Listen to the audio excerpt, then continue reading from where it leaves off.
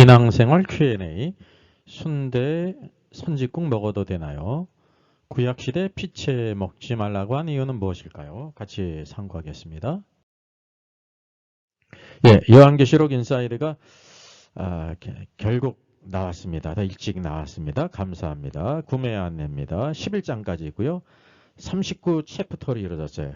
각 주제별로 이루어졌습니다. 일반 이런 계시록 주에서는 1장 1절, 2절, 3, 4절 뭐 이렇게 절별로 했는데 그래서 전체 내용별로 39 챕터로 이루어졌고요. 1040쪽입니다. 목회자와 성도를 필독서입니다. 염려하지 말고 계세요.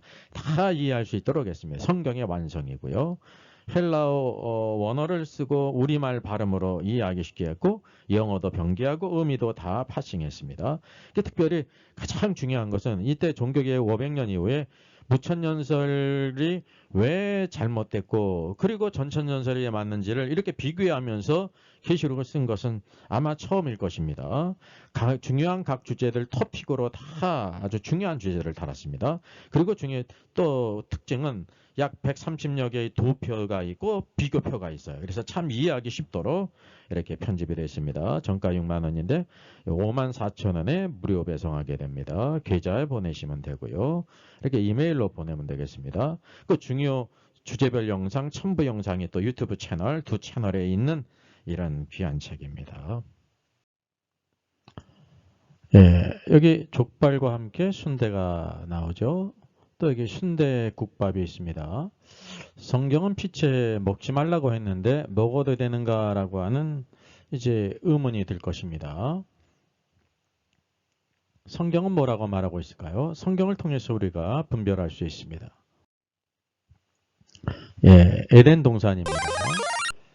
예, 아담 창조 시에는 어떠했는지를 찾아보겠습니다. 아담 창조 시는 타락하기 전입니다.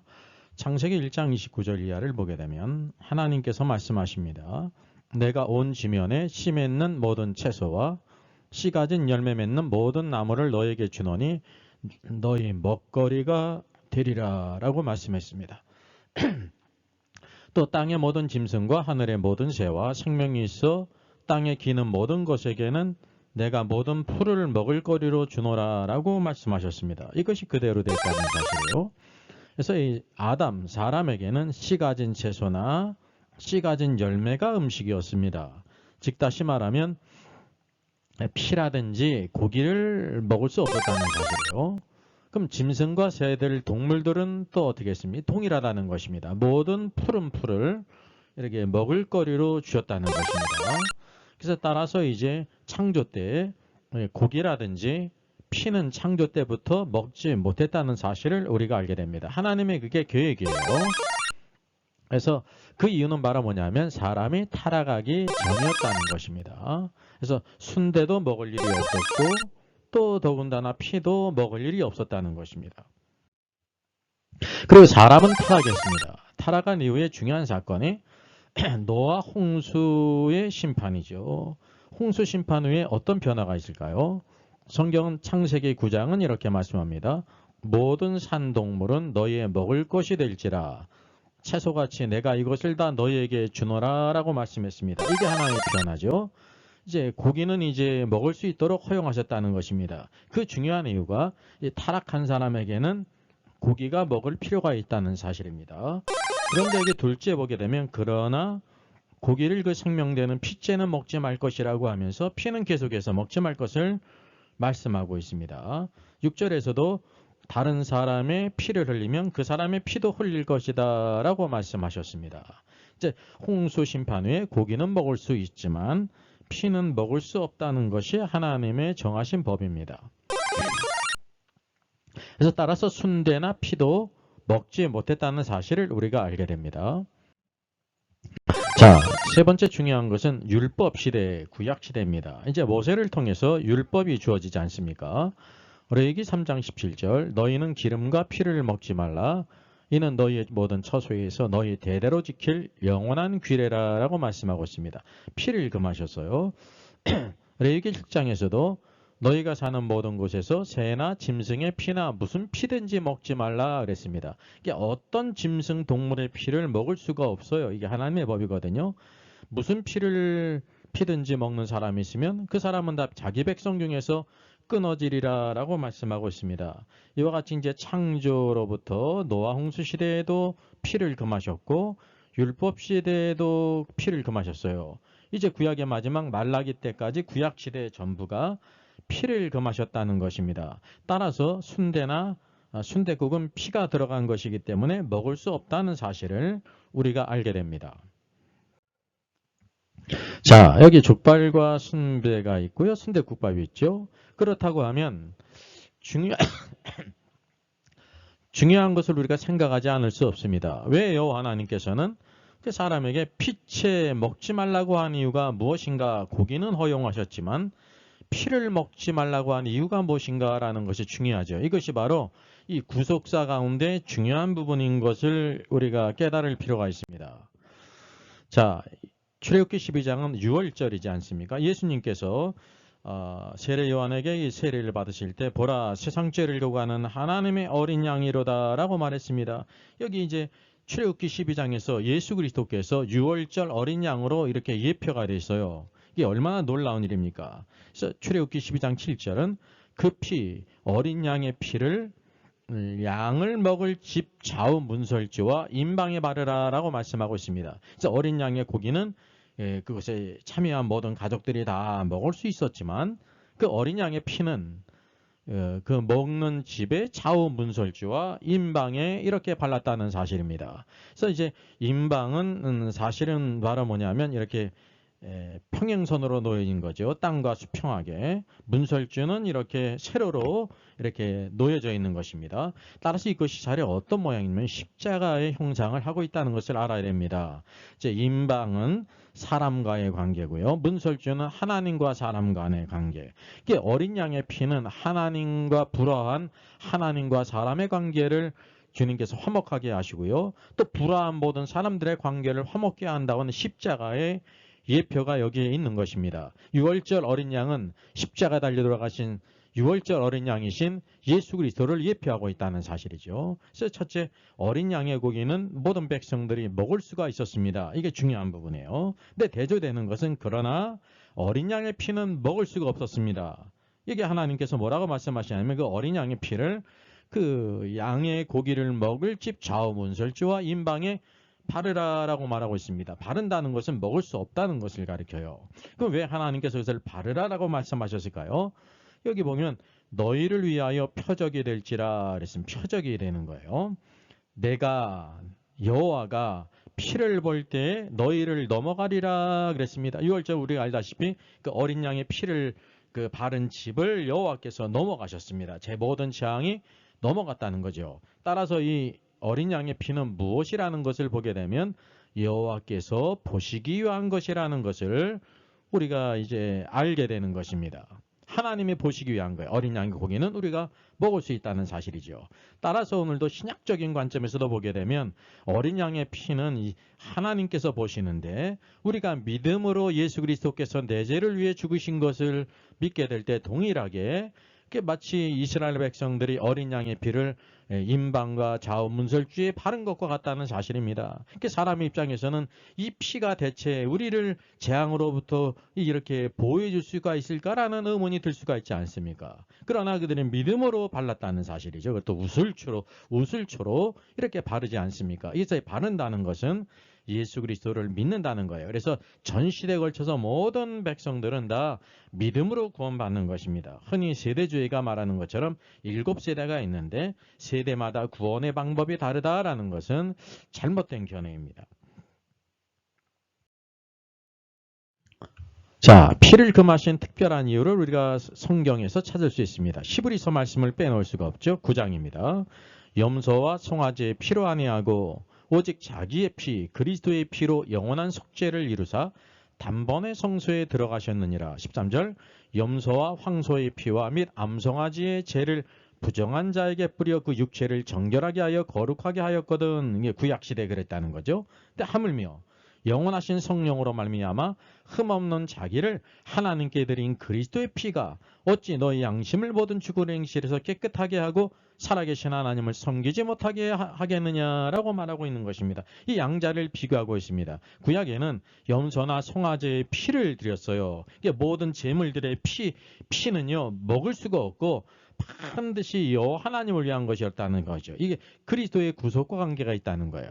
그래서 여기 히브리서는 그 모든 이제는 그리스도의 영원한 피로 말미암아 영원한 속죄를 이루었다라고 막 이 상관관계를 통해서 구약의 모든 이스라엘 백성들은 이렇게 모든 제물들의 피를 흘림으로 말미암아 구원받았어요. 예수 그리스도께서 우리를 위해서 십자가 달려 돌아가실 것을 믿음으로 바라보고 그대로 행했다고 하는 사실이죠. 너무나 유명한 말씀이 9장 22절 말씀 아닙니까?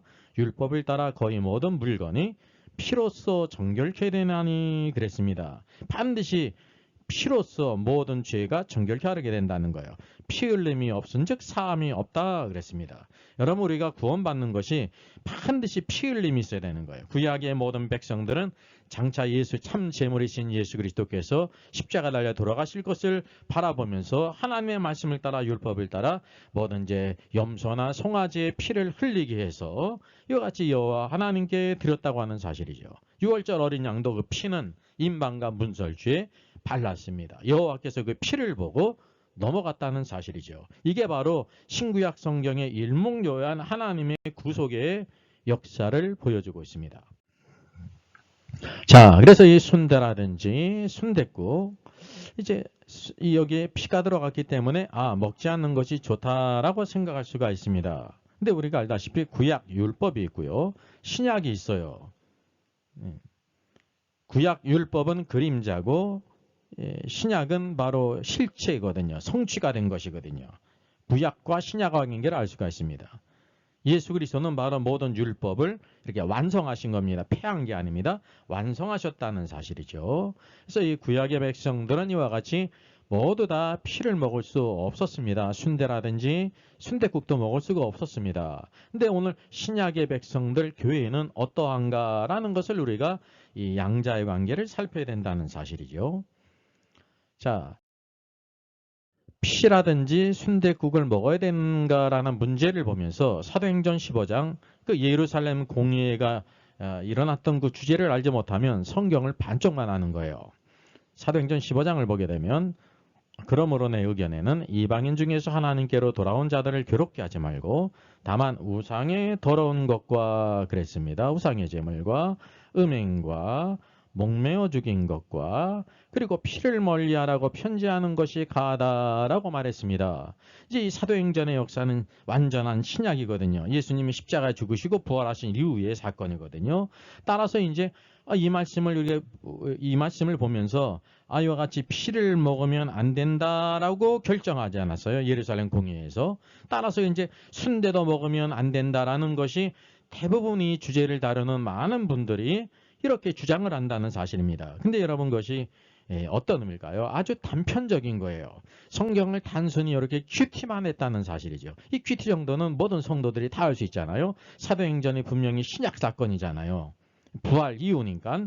그러니까 피를 먹으면 안 되는구나 라고만 생각할 수가 있다는 사실이죠.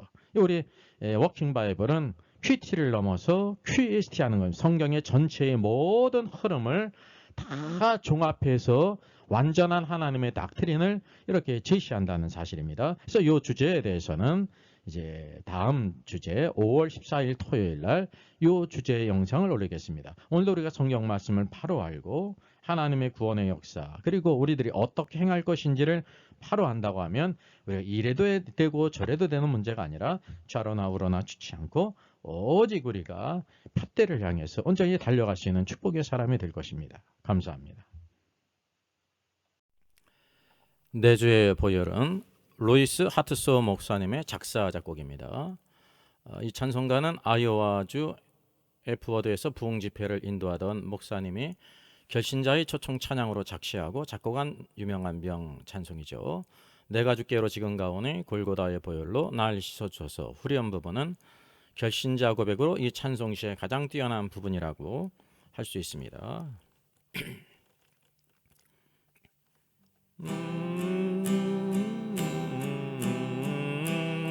있어주소서.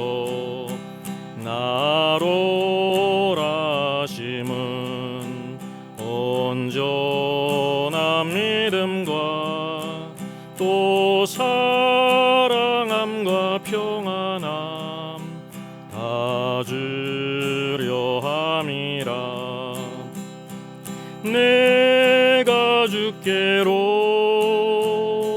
지금 가오니 십자가의 보혈로 날 씻어주소서. 근죄인 복받아 살 길을 얻었네. 한없이 넓고 큰 은혜 베풀어 주소서.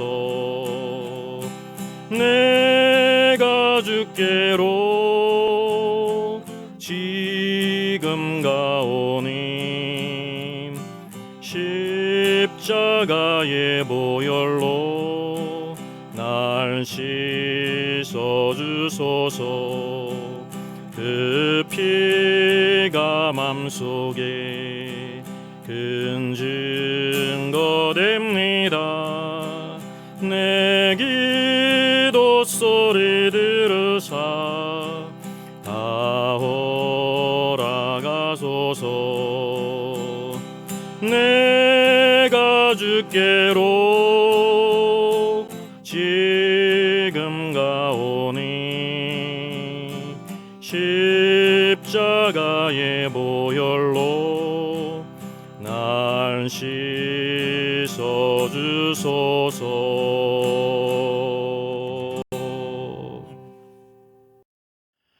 Our Father in heaven, hallowed be your name. Your kingdom come, your will be done on earth as it is in heaven. Give us today our daily bread. Forgive us our debts, as we also have forgiven our debtors. And lead us not into temptation, but deliver us from the evil one. For yours is the kingdom, and the power, and the glory, forever. Amen. 예, 저의 저서를 소개해드리겠습니다. 계시록과 다니엘서의 전반적인 조망을 다룬 때를 알라 주님이 오신다가 있고요. 또 구원 탈락인가 거짓 신자인가가 있습니다. 워킹 바이블 정기 세미나 매월 첫 주일에 있습니다. 다음 달은 5월 5일에 있습니다. 신청자 같이 참석할 수 있습니다.